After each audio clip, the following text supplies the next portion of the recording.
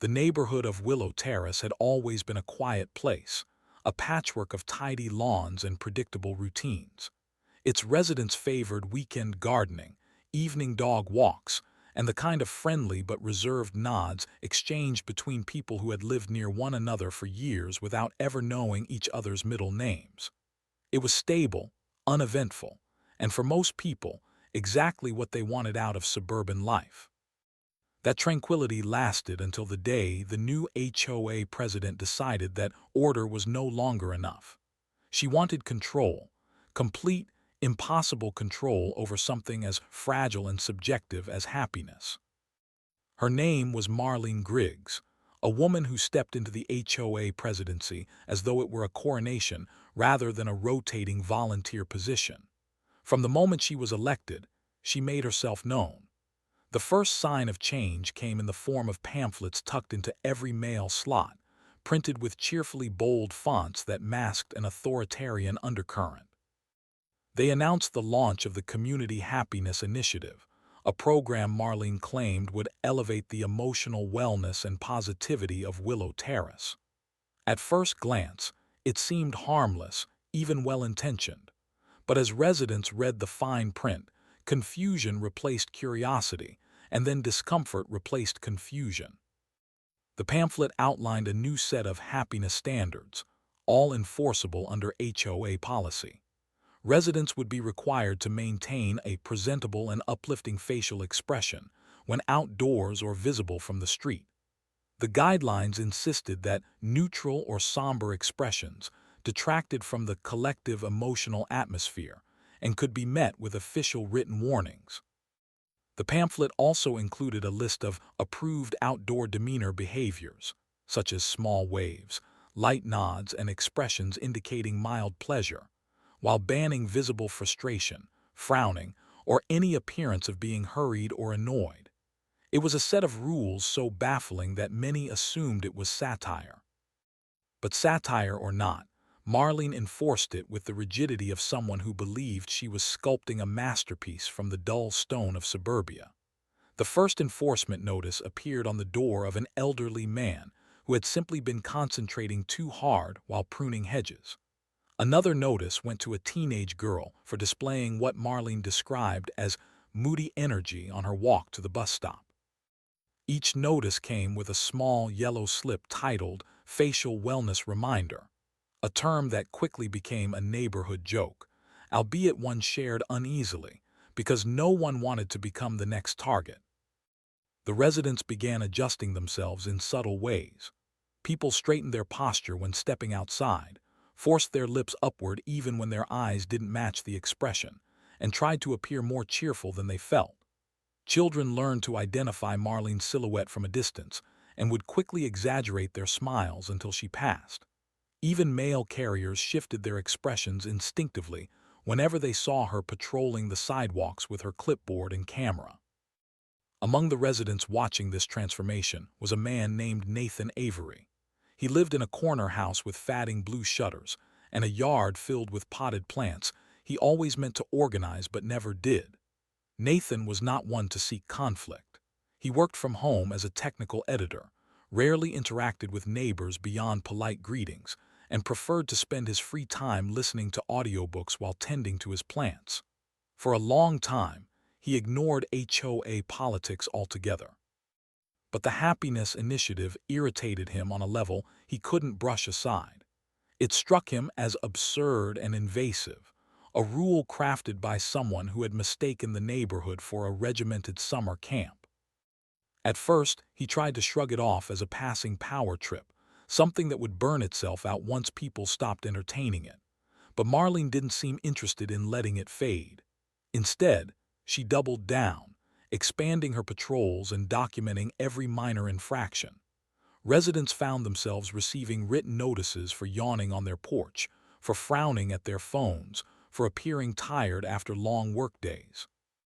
A woman recovering from surgery was reprimanded for projecting visible discomfort while walking to her car. A father carrying a sleeping toddler received a warning stating that expressionless carrying of children may convey disconnection or disinterest. Nathan watched each incident unfold and felt a growing sense of disbelief.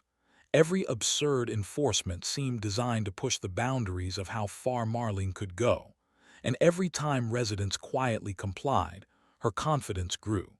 She didn't operate like a bored retiree with too much time on her hands. She operated like a dictator conducting a social experiment. The breaking point for Nathan came one Wednesday afternoon. He had stepped outside to bring in a delivery package. It had been a long day of tedious revisions, and he was lost in thought, his face unintentional but entirely neutral. As he set the package inside and turned to re-enter his home, he heard the clicking of a camera shutter. He didn't see Marlene, but he didn't need to. The sound was recognizable by then, the auditory calling card of the Happiness Patrol. The next day, a notice was taped to his door, citing a violation, failure to maintain a positive outdoor countenance. The explanation insisted that his expression had conveyed detachment and mild disgruntlement, which allegedly posed a threat to community morale. It ended with a warning of potential fines if repeated. Nathan stared at the notice, stunned, then scoffed, then felt something shift inside him, a slow-burning frustration that hardened into resolve.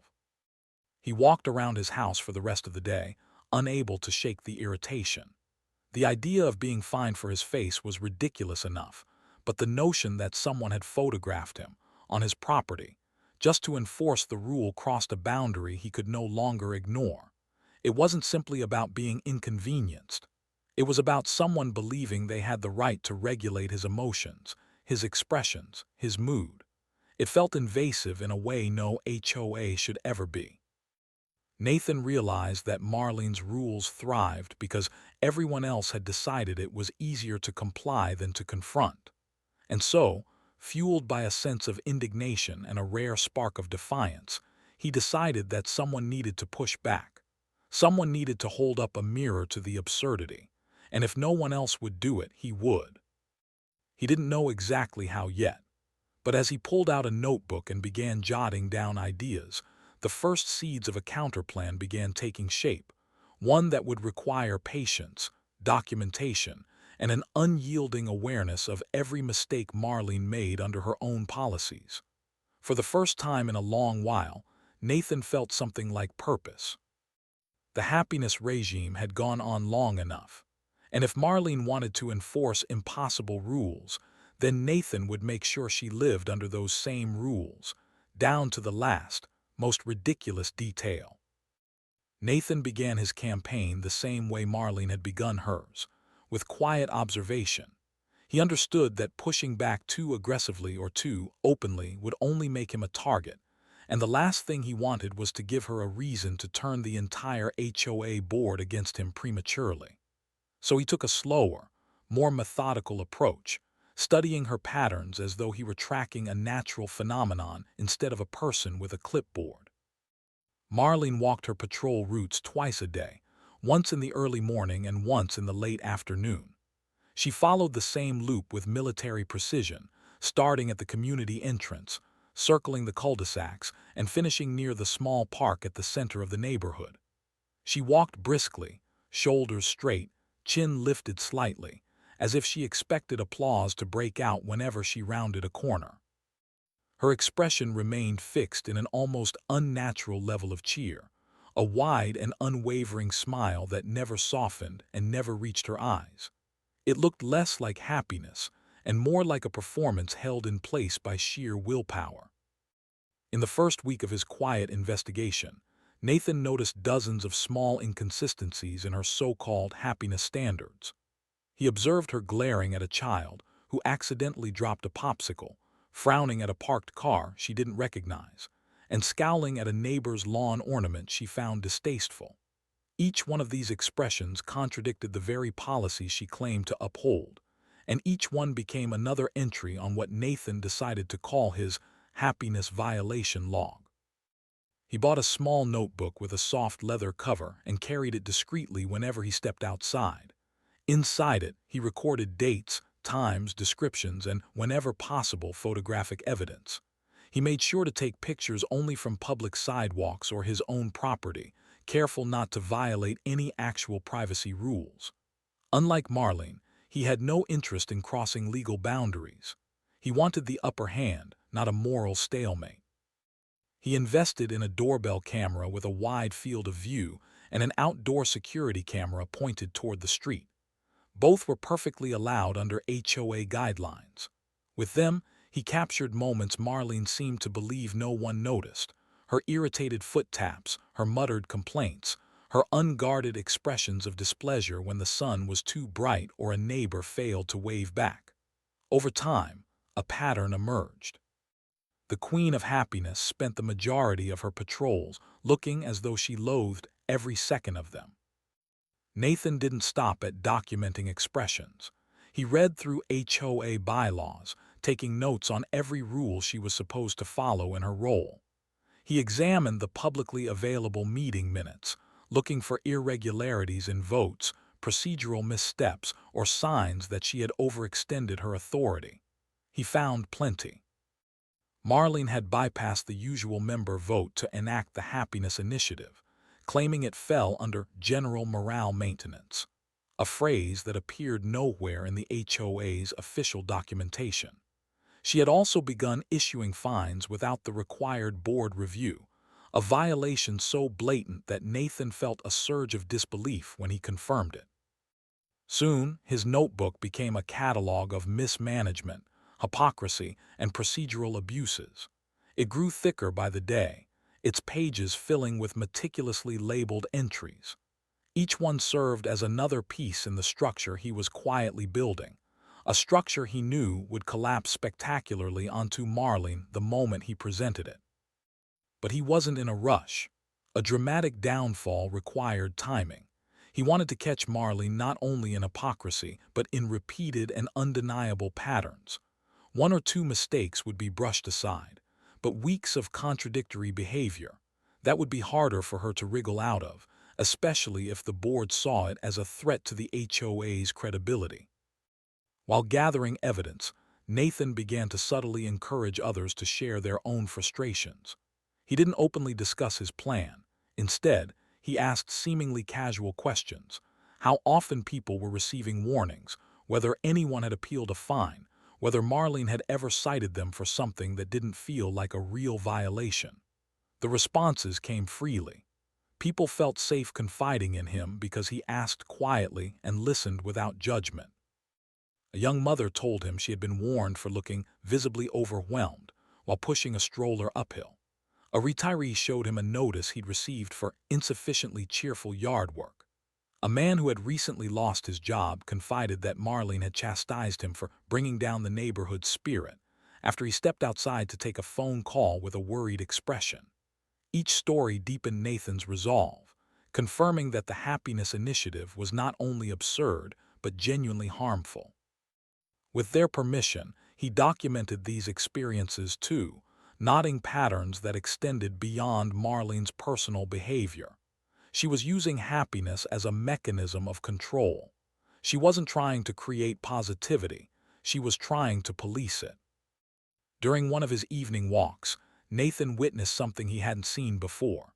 Marlene stood near the park, speaking with another board member, a woman named Patricia who appeared increasingly uncomfortable as the conversation progressed. Though he couldn't hear them, their body language told a clear story.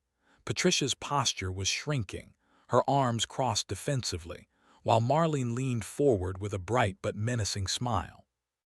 The expression wavered for a moment, slipping into a brief scowl before she regained control of it. Nathan captured the entire exchange on camera from a distance. He knew then that pressure was building within the board. Not everyone was aligned with Marlene's crusade. Given enough leverage, the board could become the instrument that brought down her presidency.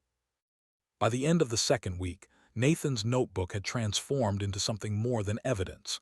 It was a blueprint for an exposure. He began organizing entries chronologically, creating categories for different types of infractions. He printed photographs, annotated them, and began assembling a digital folder with copies stored in multiple locations. He wanted redundancy.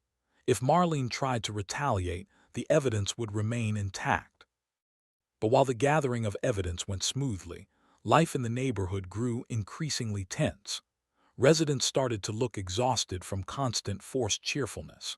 Children became wary of playing outside without smiling. Joggers tried to maintain pleasant expressions even when out of breath. It was as though the entire neighborhood had become actors in Marlene's unspoken production, each one compelled to perform happiness lest they incur her wrath. Nathan saw it all happening and felt his determination sharpen. The situation wasn't just inconvenient, it was unsustainable. Something needed to break soon, either the residents' patience or Marlene's reign. And as he closed his notebook one evening, reviewing the mountain of contradictions he had amassed, he realized the moment he'd been waiting for was approaching. One slip, one major overstep from Marlene, and he would have everything he needed to bring her rule crashing down. He just needed to be ready when that moment came. By the time Nathan reached the third week of his quiet crusade, the atmosphere in Willow Terrace felt strained in ways that could no longer be dismissed as mere annoyance. The Happiness Initiative had seeped into everyday routines, altering the natural rhythms of life in subtle but exhausting ways. Neighbors who once greeted each other casually now gave stiff, overly rehearsed smiles. Parents monitored their children's expressions almost as closely as their behavior. Dog walkers seemed constantly on edge, anxious that any sign of irritation toward a tangled leash might be misinterpreted. It was as though the entire neighborhood had been dipped into a glossy lacquer of forced positivity, beautiful from a distance but rigid and cracking underneath. And Nathan knew that when something becomes brittle, it only takes the slightest pressure to shatter it completely. The pressure began building with an incident so small that most people might have ignored it. One morning, a man named Victor, known for his meticulous gardening and spotless walkways, received a written notice for what Marlene called seasonal gloominess. According to the report, he had been seen carrying a bag of mulch while displaying an expression inconsistent with community standards of cheerful outdoor engagement. The absurdity would have been comical if not for the fact that the notice included an automatic $20 fine. Victor, who had lived in Willow Terrace for nearly 2 decades without a single HOA issue, was incensed. Though normally calm and diplomatic, he marched directly to the HOA office to dispute the fine. The office assistant, clearly embarrassed, explained that she had no authority to waive or review penalties and that only the president could address such concerns. But Marlene was unavailable, a word the assistant repeated with a pained expression, as though she too was tired of the charade. Word spread quickly. Neighbors whispered about Victor's unfair treatment, recounting the story with incredulous frustration. Many residents had tolerated their own minor infractions in silence, telling themselves each case had been an anomaly. But Victor's case struck a nerve. If even he, mild-mannered, helpful, and quietly cheerful, could be targeted, then no one was safe. Nathan added the incident to his log, noting the escalating pettiness of the fines. He wrote down the date and time, then added a section titled Community Reactions, under which he described how fear was giving way to anger. The shift was important. Evidence alone might not topple Marlene, but evidence paired with collective discontent would. The following week, the simmering tension boiled into something impossible for Marlene to ignore. A group of residents began gathering unofficially in the evenings, standing in driveways or sitting in lawn chairs at the edges of cul-de-sacs, speaking in low voices about the mounting absurdity. The gatherings were small at first, 3 or 4 people here, 5 or 6 there. But they grew steadily, forming little knots of solidarity that Marlene must have seen as threats to her control. Nathan attended these gatherings without drawing too much attention to himself. He listened, took mental notes, and offered small comments that encouraged people to share more openly. He never mentioned his plan, but he didn't need to. The group's frustrations aligned naturally with what he was building. People felt violated, policed, and increasingly fed up. And with each gathering, the neighborhood's resolve became more unified. One evening, during one of these informal meetings, a woman named Helen confided that she had seen Marlene scolding a board member near the park again. This time, she said, Marlene had grabbed the woman's arm with a grip that looked more forceful than appropriate. Though Helen had captured the moment on her phone, she wasn't sure whether to share it. She feared retaliation, and she knew Marlene monitored social media posts from the neighborhood with disturbing enthusiasm. After some gentle encouragement, Helen agreed to let Nathan store the video. She looked relieved when she handed it over, as if sharing the burden lifted some of the weight she'd been carrying. Nathan thanked her quietly and added the footage to his growing evidence library. The video showed not only the inappropriate physical contact, but also Marlene's smile slipping away entirely. Her face twisted into an unmistakable expression of irritation, an expression that sharply contradicted her own rules. With each new piece of evidence, the facade of cheerful authority Marlene had constructed began to crumble. But the real turning point came from something far more public. Late one Thursday afternoon, during her usual patrol, Marlene approached a couple working on a landscaping project in their front yard. The couple had hired a small team to install a new flower bed, complete with decorative stones and a few shaped shrubs. As the workers hauled equipment and soil, their expressions naturally shifted with the effort: focus, strain, occasional frustration as they maneuvered heavy materials. Marlene, unimpressed, marched toward them with her clipboard. Though Nathan was not close enough to hear the exchange, he could see the interaction clearly from where he stood adjusting a garden trellis in his own yard. The workers appeared confused. The couple seemed frustrated. Marlene's posture stiffened. Her smile thinned, then vanished. She handed the couple a notice on the spot. The homeowners later revealed that the violation cited excessive displays of workplace exertion and non-compliant emotional presentation by contracted parties, a phrase so baffling that the neighborhood erupted in quiet outrage. Even those who had tried to stay neutral were forced to confront the reality that the happiness initiative was spiraling into authoritarian absurdity. The workers, whose expressions were simply natural responses to physical labor, had been considered infractions under Marlene's tyrannical rules. The couple refused to pay the fine and circulated a copy of the notice among their neighbors. Each person who read it experienced a sense of dawning clarity. The issue was no longer just ridiculous. It had become intolerable. Nathan knew the timing was perfect. He entered the incident into his log, marking it as a pivotal moment. More residents began reaching out to him privately, sharing their stories and asking whether he had a plan to counter her. Though he didn't reveal specifics, he assured them that things would not continue this way much longer. Meanwhile, cracks were forming within the HOA board itself. Patricia, the woman Nathan had previously observed being chastised, began avoiding Marlene entirely. Other board members grew quieter during weekly meetings, their discomfort increasingly visible. Some had undoubtedly supported the happiness initiative in its early days, swept up by Marlene's persuasive enthusiasm, but now found themselves pressured into enforcing rules even they didn't believe in.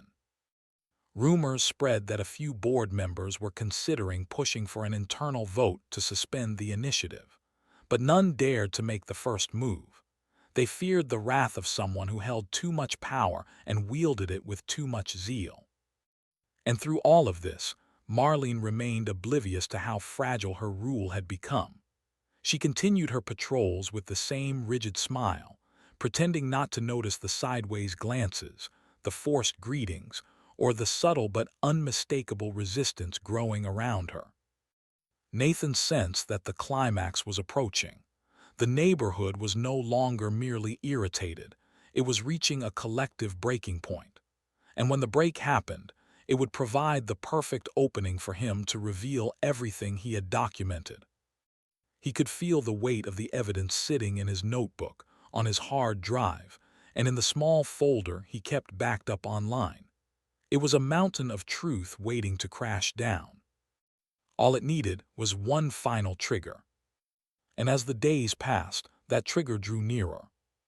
The breaking point arrived on a warm Saturday afternoon, the sort of day when the neighborhood should have been filled with relaxed chatter, lawnmower hums, and the faint smell of backyard grilling. Instead, Willow Terrace felt suffocated under the weight of artificial cheerfulness. Even on weekends, residents monitored their expressions, maintaining mild smiles as if fearing the sun itself might be replaced by Marlene's watchful glare. Nathan spent most of the morning reviewing his files, organizing evidence into categories that would be easy to present. He planned to move soon, but timing still mattered. He needed the right moment, something so undeniably outrageous that even the most passive residents would rally behind him, something that would push the board and the neighborhood past the threshold of silence. The moment came from a place Nathan least expected, a children's birthday party. The Simmons family had planned a small backyard celebration for their son, who was turning 7. It wasn't an extravagant event, just a few decorations, a fold-out table of snacks, and a hired performer dressed as a magician. Laughter drifted over the fences, punctuated by bursts of excitement as the kids reacted to tricks. It was the kind of sound that should have filled any neighborhood with warmth. But in Marlene's world, joy was a regulated commodity, and any expression she didn't personally approve of could be deemed a violation. As Nathan tended to a few potted plants near his fence, he heard the shift in tone, the faint change from relaxed laughter to uneasy muttering. He glanced toward the Simmons' backyard and saw Marlene striding across their lawn with her clipboard in hand.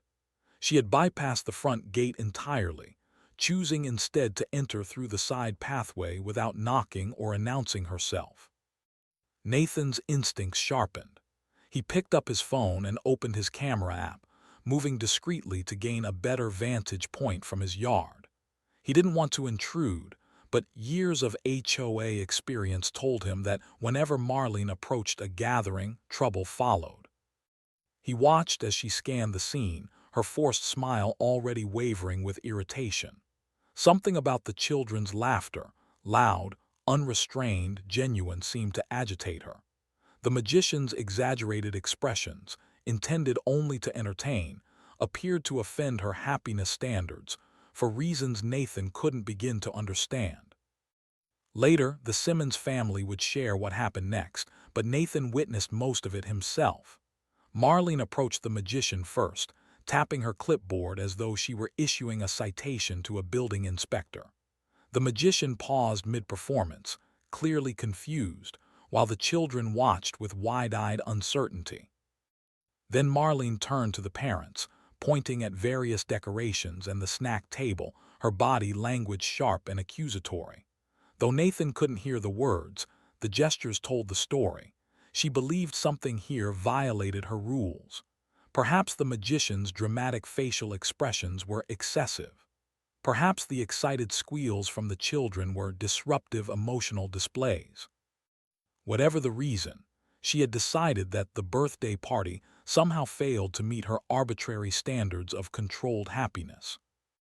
What Nathan did here was the moment her voice rose, sharp enough that even from his yard he caught fragments. Words like non-compliant, improper conduct, and community morale floated on the air, absurd and unsettling in their context. The parents tried to reason with her, but Marlene was already scribbling something on her clipboard. The children's faces shifted from excitement to confusion, then fear. The birthday boy stepped behind his father's leg, clutching a small paper crown he'd been wearing. The magician lowered his wand, uncertain whether to stay or leave. Nathan took photos, then switched to video. He zoomed as far as his camera allowed, capturing every gesture, every moment of escalating tension. The footage would later show how Marlene's smile collapsed entirely, replaced by an unmistakable scowl as she chastised the parents about failing to maintain a controlled emotional environment. It would show her pointing toward the children as though their joy itself had been an offense. And most shocking of all, it captured her handing the Simmons family a violation notice that accused them of hosting an event with excessive, unregulated emotional expression. It was the most outlandish citation Nathan had ever seen. But what happened after would become the true catalyst. One of the children began to cry, a normal reaction from a confused 7-year-old whose party had just been interrupted. His tears triggered a wave of concern among the other kids, and soon a few more children became upset. The birthday boy, overwhelmed, dropped his crown and hid his face. And in that moment, as if the sight of distraught children offended her more than anything else, Marlene snapped. She reached down, picked up the dropped paper crown, and according to multiple witnesses, attempted to place it back on the crying child's head while insisting he compose himself. When he shrank away, she scolded him with an expression so cold and severe that several adults stepped forward at once. The parents intervened, ushering the children away and demanding she leave their property. Instead of leaving, Marlene berated them for allowing emotional disorder, waving the crown in the air as though it were evidence of wrongdoing. Her voice carried over the fences, sharp and unwavering, until multiple neighbors emerged from their homes, drawn by the commotion. Nathan documented everything he could, his heart pounding. This was the moment he had been waiting for, not because he enjoyed the chaos, but because it laid bare the truth. This was authoritarian overreach disguised as community caretaking. This was the collapse of the facade. Within hours, the neighborhood was buzzing with outrage. Parents whispered angrily among themselves. A few grandparents expressed disbelief that anyone would police a child's birthday party. The magician, still unsettled, gave a gentle statement before leaving, confirming that Marlene had reprimanded him for performing with overly dramatic expressions. The Simmons family shared the citation online in the neighborhood group, and within minutes, comments poured in, first with disbelief, then with outrage, and then with demands for immediate action. Even those who had remained silent about their own violations found their voices. The thread grew into the most active discussion the group had ever seen, filled with residents recounting their stories and expressing their unwillingness to tolerate another day of the Happiness Initiative. This was the spark Nathan had been waiting for. He spent the evening compiling his evidence. He merged videos, sorted photographs, annotated his notes, and created a presentation file. When he finished, he reviewed it all with the calm certainty that the time had finally arrived. The next HOA meeting was scheduled for the following Wednesday. And in that meeting, in front of the entire board and every resident who cared to attend, Nathan planned to bring the whole regime crashing down. The evening of the HOA meeting arrived with an air of tension that pulsed through every corner of Willow Terrace. People who usually skipped these monthly gatherings arrived early, filling the community center with a terseness that felt electric. The folding chairs, typically only half occupied, were now packed with residents sitting shoulder to shoulder, their expressions tight, not from fear of violating the happiness standards, but from anticipation. For the first time in weeks, no one bothered to fake a smile. Nathan arrived just before the meeting began. He had never been one for public confrontations, but his resolve was ironclad. Tucked beneath his arm was a folder containing printed evidence, photographs, written notes, and copies of every violation report he had collected. On a small flash drive in his pocket sat the digital presentation he had spent all weekend perfecting. It included videos, time-stamped images, and clear, methodical documentation of Marlene's constant violations of her own rules. The moment he stepped inside, several neighbors greeted him with quiet nods of encouragement. Others simply looked at him with relief, as though his presence assured them that something was finally going to change. Word had spread discreetly that he planned to confront Marlene tonight, though he had confirmed nothing explicitly. He simply carried himself with the kind of quiet confidence that people gravitate toward when the world around them feels increasingly unreasonable. At the front of the room, Marlene stood behind the long folding table designated for board members. She was dressed in an immaculate pastel blazer and wore her signature near-constant smile, though tonight it seemed more strained. She scanned the crowded room with a polite stiffness, perhaps misinterpreting the enormous turnout as a sign of enthusiasm for her leadership. but if she sensed the hostility simmering beneath the surface, she showed no sign. As the meeting began, she welcomed everyone in a voice that tried too hard to sound cheerful. She dove into the formal agenda, budget updates, landscaping plans, maintenance schedules, oblivious to the growing impatience in the room. Several residents exchanged glances, wondering how long she intended to talk about shrub trimming before acknowledging the elephant in the room. Finally, when she attempted to transition to minor announcements, a hand shot up in the second row. It was Patricia, the board member Nathan had seen her reprimanding near the park. Her face held an exhausted determination.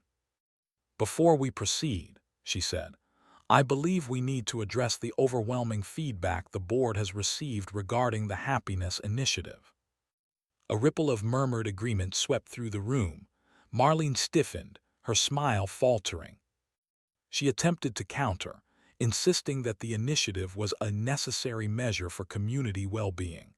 But the residents were no longer willing to be silenced. More hands went up. People who had avoided conflict their entire lives raised their arms to speak. Voices that had trembled under Marlene's authority now steadied with frustration and resolve. A homeowner stood to mention the unfair fine he received for looking tired. A parent described her fear when Marlene barged into her child's birthday party. Someone else brought up the video of Marlene reprimanding a board member in public. Each testimony built on the last, forming a wave of grievances that gained momentum with every voice. For the first time since taking office, Marlene looked genuinely unsettled. She tried to regain control by waving her clipboard and declaring that all concerns should be submitted through proper channels. But her insistence only ignited further anger. People were tired of channels.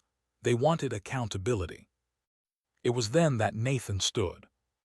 A hush fell over the room, not because people were surprised he was speaking, but because they had been waiting for this moment. He walked steadily toward the front, carrying his folder. His heart thudded, but his purpose kept him grounded. He asked the board for permission to present evidence related to the Happiness Initiative. Patricia gave him a solemn nod. Marlene objected, claiming he was attempting to undermine community morale, but her protest was drowned out by the collective insistence of the room. Nathan stepped to the center of the room, set his laptop on a small podium, and inserted the flash drive. He projected the first slide onto the large white wall, a simple title, "Documented Violations and Procedural Missteps of the Happiness Initiative." The residents leaned forward. The board stiffened. What followed was a systematic dismantling of Marlene's entire regime. Nathan began with the basic inconsistencies, photos and videos of her glaring at neighbors, frowning on patrol, scowling at decorations, and muttering irritably during her rounds.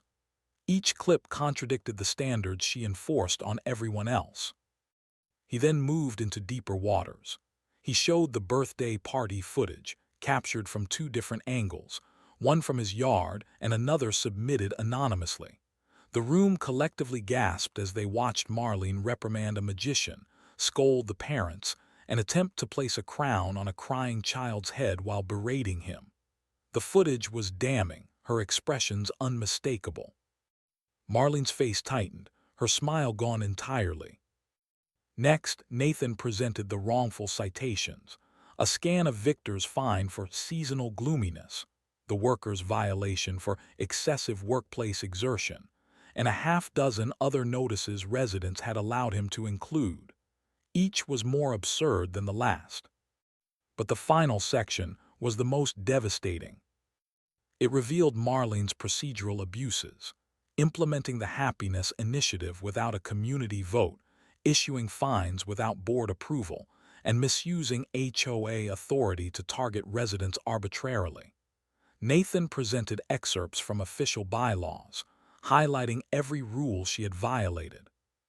The board members shifted uncomfortably. Even those previously aligned with Marlene appeared stunned. By the time he finished, the room felt charged with a sense of collective clarity. The truth lay bare. No amount of forced smiling could cover what had been exposed. Marlene tried to regain her composure, insisting that the footage was taken out of context and the violations were misunderstood. But her voice trembled, betraying the certainty she once held. Patricia stood, her decision firm. She requested an immediate board vote to suspend the Happiness Initiative pending review. According to the bylaws, the board had the authority to halt any policy enacted without due process. The vote was swift. 4 board members raised their hands in favor. Only Marlene voted against. The room erupted into relieved applause. People who hadn't smiled genuinely in weeks finally did, and not because they were forced to, but because the weight on their shoulders had lifted. But the meeting wasn't over. A second motion was made, this time by a board member who rarely spoke. She proposed an internal review of Marlene's conduct and authority, with potential removal from presidency if violations were confirmed. The motion passed overwhelmingly. For the first time since her rise to power, Marlene looked small. Without her clipboard, without her authority, she seemed simply like a person who had stretched her power too far and finally snapped the leash that had kept her grounded. Nathan returned to his seat, his hands steady, his purpose fulfilled. The residents around him whispered thanks, offering nods of appreciation. The meeting continued with a calmer tone, the tension transforming into something lighter, freer. But Nathan knew the story wasn't quite over yet. A regime had fallen, but its leader wouldn't let go quietly. In the days following the fateful HOA meeting, Willow Terrace felt like a neighborhood waking from a strange, oppressive dream. The Happiness Initiative signs were quietly removed from street corners. The decorative baskets of enforced cheer, plastic fruit, pastel banners, gaudy smile plates vanished overnight. Neighbors who had avoided each other out of fear now lingered on sidewalks, reconnecting with hesitant relief. Nathan noticed the shift immediately. People walked their dogs without glancing over their shoulders. Children played in front yards without worrying that their laughter might be graded or their frowns logged. Even the local maintenance crew, usually stoic, worked without the stiff discomfort of being monitored. But for all the progress, Marlene herself remained a looming presence. Her house sat at the far end of Willow Terrace, a grand 2-story with manicured hedges and bright pink shutters. In the past, her porch had been decorated with cheery seasonal themes. Now it was barren, stripped of its usual flair. Curtains stayed drawn, her car unmoved for days. She had not shown her face in public since the meeting, nor had she attempted to communicate through email or HOA bulletins. Some believed she was quietly regrouping. Others whispered she might resign. But no one knew for certain, and the board's internal review was still underway. Nathan, however, suspected it would not be so simple. People like Marlene did not simply fade away after losing control. They plotted. They sought new ways to reassert dominance. And as much as he wished the story had ended in that crowded community center, he knew her absence was not surrender, it was strategy. His suspicion was confirmed when he found a notice taped to his door 3 days later. It was handwritten instead of typed, bearing no HOA letterhead. A thinly veiled accusation of community disruption scrawled in tight, slanted letters. Though unsigned, it carried her tone unmistakably, a last attempt at intimidation. Nathan tore it down without a second thought. He realized then that the board's review, however thorough, might not be enough to prevent future overreach. Someone like Marlene could find loopholes. She could return to power in another form, on another committee, or behind another neighbor's ear. So Nathan decided to create something that would close the door completely. A few residents had approached him after the meeting, asking whether he planned to publish the evidence he had shown the board. He hadn't considered it at the time. Exposing her felt like a last resort. But now, with her attempting to strike back from the shadows, the idea grew into a strategy. Transparency would be her undoing. He compiled everything, the footage, the reports, the documentation, into a single cohesive digital packet, but he didn't release it publicly.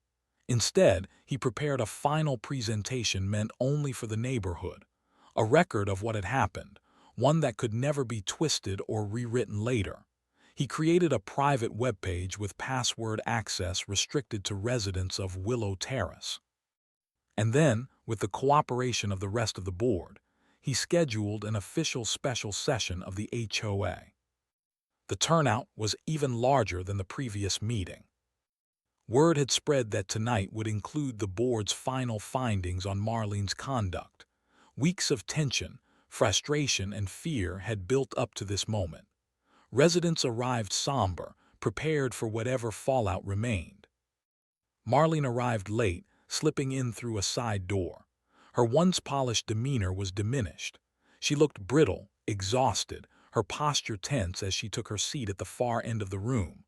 Gone was the confident smile she used to weaponize. In its place was a thin, pale expression that revealed the cost of losing her grip. The board began with procedural updates, but no one was listening. Everyone waited for the main event. Finally, after an excruciating preamble, Patricia rose with a stack of papers and addressed the room. The internal review was complete. Over the course of several minutes, she outlined the findings: unauthorized rule implementation, misuse of authority, targeted harassment, procedural violations, and multiple ethical breaches. Her tone remained steady, but the weight of each sentence landed with finality. The conclusion was clear. Marlene was unfit to serve as HOA president. A motion for formal removal was presented. Marlene stood abruptly before the vote could proceed. Her voice, once commanding, cracked with desperation as she insisted she had acted only to preserve community order. She claimed the residents misunderstood her intentions. She accused the board of betrayal, the homeowners of ingratitude, and Nathan of orchestrating a smear campaign. But her words no longer carried authority.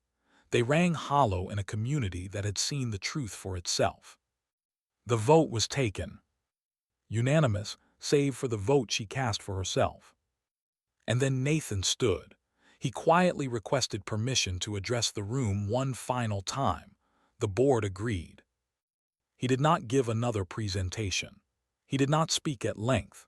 He simply informed the residents that, for the sake of transparency and to protect against future abuse, he had compiled a complete digital archive of the Happiness Initiative and the events surrounding it. The archive was available to every resident, accessible only within the community. And it was permanent. The room absorbed his words with a deep, collective exhale. It was the perfect revenge, not vindictive, not petty but protective. A safeguard that ensured no one could ever weaponize forced cheer or any arbitrary rule against the neighborhood again. Marlene, hearing this, crumpled into her chair. Her last chance at rewriting the narrative evaporated. Whatever comeback she had imagined for herself was now impossible.